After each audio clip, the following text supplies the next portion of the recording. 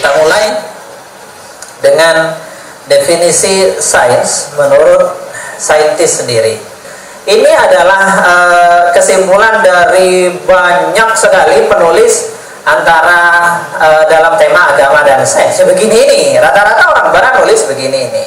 Jadi beda lah antara sains dan agama. Nggak bisa nyambung ini. Dan yang menang adalah sains. Akhirnya agama kalah mitos. Tidak terbukti, nggak bisa.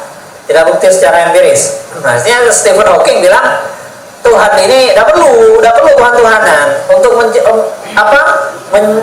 menjelaskan semesta ini, nggak perlu Tuhan sama sekali. Sains itu sudah cukup. Bahkan misalkan sains ini sudah sampai pada kesimpulan bahwa alam semesta ini punya awal, apa namanya? Ada yang tahu? Big Bang, dentuman besar. Dentuman besar itu kan asalnya dari satu titik tiba-tiba meledak jadi semesta ini. Ini bukan kata kitab suci, ini kata sains.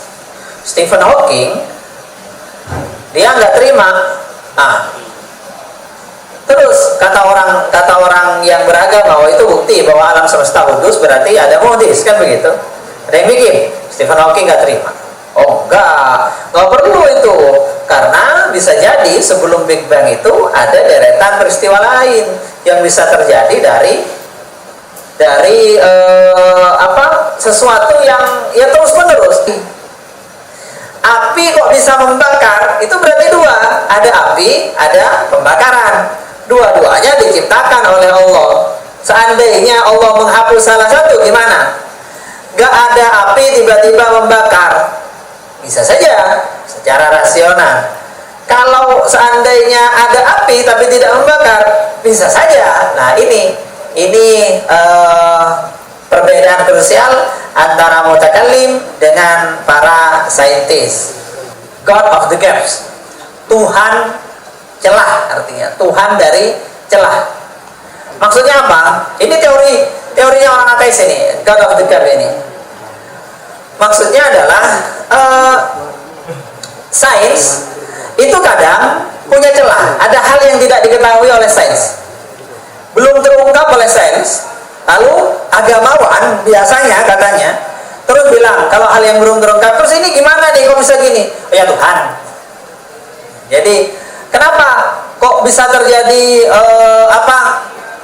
gerhana matahari? Dulu waktu gak ketemu, oh Tuhan, gitu saja. Ketika udah ketemu, oh ternyata karena bayangannya tertutupi, gak bilang Tuhan sudah. Terus ada fenomena baru lagi, apa lagi? Kenapa ini kok bisa gempa? Ya Tuhan. Terus ketika sudah ketemu, oh ternyata ini karena pergeseran lempeng tektonik, karena ini itu. Berarti sudah gak bilang Tuhan. Tadi dia nyari gap lain yang begitu temu. Jadi agama mengajarkan bahwa agama Islam, ya aswaja, di balik semua mekanisme alam, baik yang sudah diungkap oleh sains ataupun tidak, itu di balik itu ada kudrah dari Allah. Makanya contoh-contoh saya tadi, ambil contoh yang sederhana, yang semuanya sudah bisa diungkapkan oleh sains, ada di buku pelajaran IPA, ada di buku-buku standar yang anak kecil aja tahu gitu jawabannya. Tapi di balik itu ada peran Allah. Nah itu, jadi nggak ada di gap, Tuhan itu nggak ada di gap, tapi ada di semua.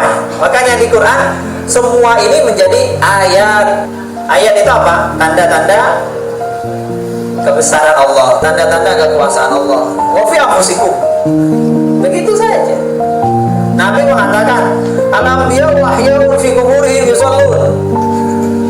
Ayo, coba dikasih kamera itu. Salah jurusan. Bukan itu, karena itu adalah dunia gaib yang dibicarakan, nggak bisa.